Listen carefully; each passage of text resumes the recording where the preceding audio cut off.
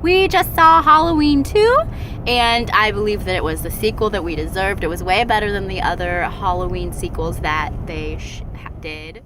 I appreciated how brightly lit it was and that they kept the gore to a minimum. The gory scenes that they kind of did through a lens.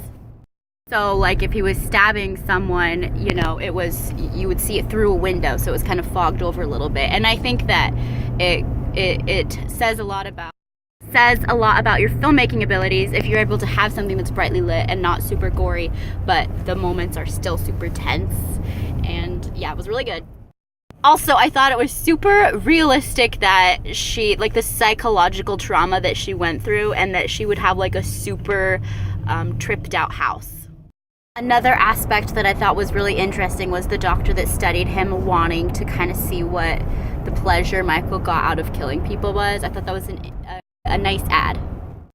Something I really liked about this Halloween movie is when Jamie Lee Curtis was getting attacked and she fell off the roof. When Michael looked down, she was gone. And that always happens to the villain, so I loved it.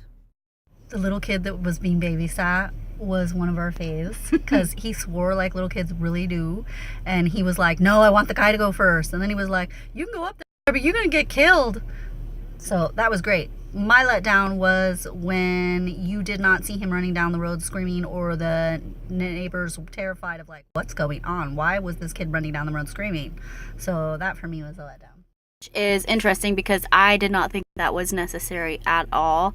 Like, I kind of figured like little kid used his brain and but he the lived. But the neighbors would be like, what's going on? There was just a kid running down the road. They'd be a little more freaked out. They would probably be freaked out, so but I didn't need to see that. No, but you needed to see the neighbors like already like ghosting. Like, they're like, bye. Bye.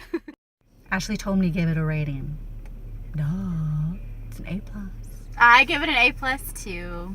It was great. And I loved the 80s nostalgia in the beginning. Even though it wasn't occurring in the 80s, being a fan of the Halloween series, I loved that it like totally gave me the 80s vibe and the Stranger Things vibe in the very beginning.